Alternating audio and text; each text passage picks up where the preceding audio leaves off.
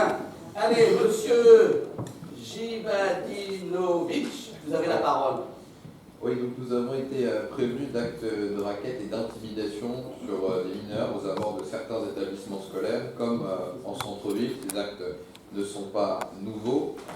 Au-delà du contrat qui lie le ministère de l'Intérieur avec l'Éducation nationale, on a tous en souvenir une matinée dans laquelle les policiers et les pompiers sont venus présenter et leur métier et nos outils de prévention à l'école. Qu'est-ce qui est fait à l'échelle locale, donc avec la police municipale, en accord avec les établissements et la mairie, pour de la prévention aux abords des établissements scolaires? Monsieur Jivadinovic, où est-ce que vous êtes allé pêcher ça? Monsieur... On va remonter. Non, je suis désolé. Il y a un moment, effectivement, j'avais Oui. été alerté, et donc j'ai immédiatement alerté le commissaire, puisqu'il y avait présomption d'infraction.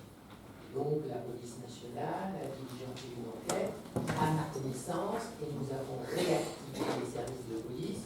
Sur le plan pénal, il n'y a pas eu de fait susceptible de recevoir une qualification pénale. En ce qui concerne la prévention, c'est un autre volet.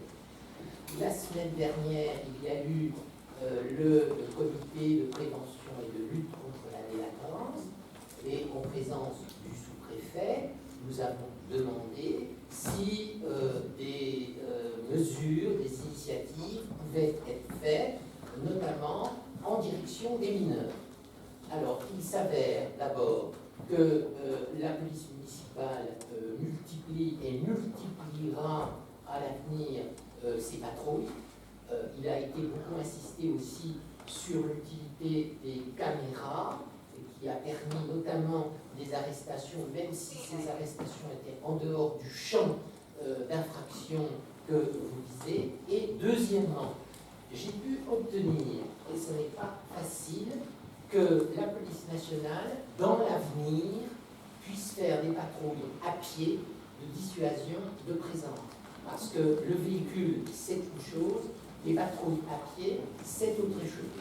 Et troisièmement, un chef d'établissement qui était présent, un chef d'établissement de notre commune, a effectivement fait le point avec l'éducateur, parce qu'il y a, s'agissant de la prévention, des questions de fond à long terme, et puis il y a ces réactions de visibilité qui sont également utiles. Voilà ce que je peux vous dire, et ces informations datent de la semaine dernière, avec une nouvelle saisie, il y a 3 jours, du commissaire de police pour l'alerter à toute fin. Je voudrais juste insister sur quelque chose, parce que vous avez mentionné un établissement phare. Lorsqu'on a vérifié, il n'y avait rien. Il n'y avait rien. Non, mais il faut le dire, parce que là, je suis désolé, tu n'as pas... Lorsque les faits que vous nous rapportez, c'est des pipeaux. Il n'y a rien. On va inventer puisqu'on Mais est le- contacté. Attendez, vous avez été, premièrement, on prend contact, on ne contacte pas. Deuxièmement, il faut quand même savoir que ce qui circule parfois sur les réseaux sociaux, c'est véritablement du fantasme. Alors là, c'est pas du réseau social ni du fantasme, c'est de la réalité. Alors, oui, mais le problème, c'est pas à vous qui doivent venir. S'il y a des faits très précis, ils doivent m'en parler directement et qu'on alerte les policiers. Nous avons vérifié dans ce cas-là, il n'y avait rien. La police nous a dit, il n'y a rien. Alors que quelqu'un vous ait dit quelque chose, moi je suis preneur d'informations, c'est évident. Mais en l'occurrence, nous avons bien vérifié. Il y a eu une autre affaire qui s'est passée sur une autre école de la ville où c'est parti en vrille, n'est-ce pas, alors qu'il y avait zéro. Donc je fais véritablement, je m'adresse à vous, attention à ce qui peut véritablement diffuser sur les réseaux sociaux. Parfois ça prend une ampleur totalement dithyrambique et fausse. Si ce sont des faits réels, mais faites attention à ça et dites bien autour de vous, là il n'y a ni opposition ni majorité, si vous avez des faits précis, vous les faites remonter. Et moi j'ai le téléphone direct avec les services de police et on vérifie. Mais en l'occurrence, le point que vous mettez dans votre question, que vous n'avez pas répété d'ailleurs à l'oral, nous l'avons vérifié, on nous a dit rien. Et maintenant, s'il y a quelqu'un qui a quelque chose, qu'il le dise. Et qu'il vienne nous le dire. Merci. Mais bon, ça permet également aussi de clarifier un certain nombre de choses. Alors, j'en viens maintenant au point 4. Monsieur, sur le rapport égalité femmes, monsieur, à vous. Alors écoutez, nous avons fait un travail cette année qui permet de montrer que dans la commune de Maisons-Lafitte, il y a effectivement une approche totalement égalitaire, quel que soit le sexe d'appartenance. Je voudrais insister sur le pluriel, Je voudrais insister sur le fait que dans les responsabilités, vous avez vu que la direction générale comporte des éléments féminins et s'agissant également des primes, nous avons des primes qui sont données aussi bien aux hommes et aux femmes. On m'a posé des questions en disant mais il peut avoir des disparités. Et effectivement, un certain nombre de primes sont attribuées dans des métiers difficiles, je pense au service technique, et bien évidemment, certains métiers difficiles sont donnés en raison de certaines forces physiques à des hommes dont on retrouve effectivement les répercussions sur les primes. J'ajoute également dans les idées à retenir qu'un certain nombre de femmes, mais c'est à leur demande, n'ont pas un travail complet. Et par conséquent, s'agissant de responsabilité ou des conséquences de leur carrière, elles s'estiment devoir travailler à des temps moindres par rapport au temps complet. Donc, les différences que vous avez pu pointer s'expliquent par le fonctionnement du service, mais il y a effectivement une totale égalité entre hommes et femmes dans notre commune. Voilà les points essentiels que je voulais mettre en exergue. Et je confirme. Maïka, vous vous sentez inégal? Non, parce que la question ne se pose pas pour moi dans ce terme-là. Peut-être qu'on pourrait dire l'opposition a payé 40 € par mois alors que... Oh, écoutez, Drapeau Premier, non, arrêtez s'il vous plaît. Arrêtez s'il vous plaît. Parce que ça, je suis le seul à le faire. Vous allez dans n'importe quelle ville, notamment où les socialistes sont au pouvoir, l'opposition n'a rien. Arrêtez de m'envoyer des studios. Mais si, je suis désolé, je suis le seul dans les Yvelines à donner une contribution à l'opposition. Et vous venez râler, la prochaine fois on fera voter dans la suppression. Comme ça vous serez d'accord. Arrêtez. Je répète ce que je viens de dire, chaque fois que vous me criez après, vous me donnez raison. Mais c'est pas du tout vrai. Je suis le seul. Non mais attendez, un instant s'il vous plaît. Maïka, s'il vous plaît. Je suis le seul dans les Yvelines, en tant que maire, à distribuer, je dirais, aussi une indemnité aux membres de l'opposition. Ça n'existe nulle part ailleurs. Donc je n'ai aucune leçon à recevoir de vous sur ce plan.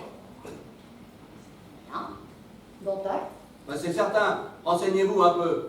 C'est vrai que l'international socialiste ne fonctionne plus. Et c'est bon, là, ça va. Mais non, mais on a demandé. Je ne suis plus socialiste. Ah Depuis pas mal d'années, si vous vous intéressiez un petit peu à ce qui se passe autour de vous, vous le sauriez déjà parce que c'est sur la place publique depuis plusieurs années. Bah, maintenant, je vais parler, bien sûr que oui, je vais parler du rapport homme-femme, parce qu'on est là pour ça. Un instant, coupe ton micro. Voilà, allez-y. Voilà. La première des choses, c'est que je voulais saluer l'effort qui avait été fait pour se mettre en conformité avec la loi 2 ans après, parce que ça fait 2 ans, ça aurait déjà dû être fait, c'est-à-dire depuis le budget 2016. Ce rapport est plus qu'une formalité, c'est quelque chose qui est obligatoire avant le vote du budget définitif. Je veux dire, d'après les textes, d'après ce que j'ai lu, ça aurait même dû être fait la dernière fois, parce que c'est avant le débat budgétaire. Ensuite, j'ai bien perçu que tout ce rapport ressemblait à un satisfecit, et je ne vais pas être d'accord du tout. Et je vais vous montrer pourquoi. Premièrement, parce qu'il est incomplet. Il doit y avoir dans ce rapport un volet qui est relatif à la politique des ressources humaines, mais aussi un deuxième volet qui, lui, se rapporte davantage à ce qui est fait en faveur de la politique pour l'égalité entre les femmes et les hommes dans la commune. Donc déjà, il y a des choses qui n'existent pas. Je vais commencer par parler de ce qui existe dans ce rapport. Je prends le tableau des salaires moyens annuels. On voit que les femmes, qui sont largement majoritaires dans la ville, 63%, 37% d'hommes, quelle que soit leur catégorie, leur salaire moyen annuel net est systématiquement inférieur à celui des hommes. Vous pouvez regarder toutes les catégories, c'est systématiquement le cas. De peu dans les catégories B et C, mais tout de même inférieur, nettement plus en catégorie A. Une des explications qui nous a été donnée en commission, qui a été reprise ici, est qu'il y a davantage de temps partiel choisi chez les femmes. Soit, mais quand sur l'ensemble du personnel féminin, chiffre qui n'existe pas dans le rapport, on sait qu'on a 664 agents de la ville et que 63% sont des femmes. Je peux donc estimer qu'on a 415 femmes qui travaillent pour la ville. Il n'y a que 17 temps partiels. 17 sur 415. C'est certainement pas ce qui va expliquer la différence de salaire à responsabilité ou fonction égale. Une autre explication tient à la structure de la catégorie A. Comme vous le dites dans le rapport, composée de fonctions dirigeantes ou pas. Les fonctions non dirigeantes sont rémunérées moins. Bien, c'est comme ça. Mais on peut déjà remarquer que les fonctions non dirigeantes, a priori, vu ce qu'on voit, sont largement, comme partout ailleurs, féminisées. Santé, sociale, enfance, petite enfance.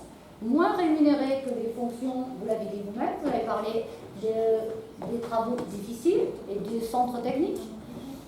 Mais on peut remarquer aussi que vous avez fait un tableau sur les fonctions dirigeantes, c'est-à-dire qu'il y a un tableau qui compare les rémunérations hommes et femmes des catégories dirigeantes. Et même là, on trouve une différence de revenus entre les hommes et les femmes. Bien. Et là, j'ai pas terminé, et loin de là.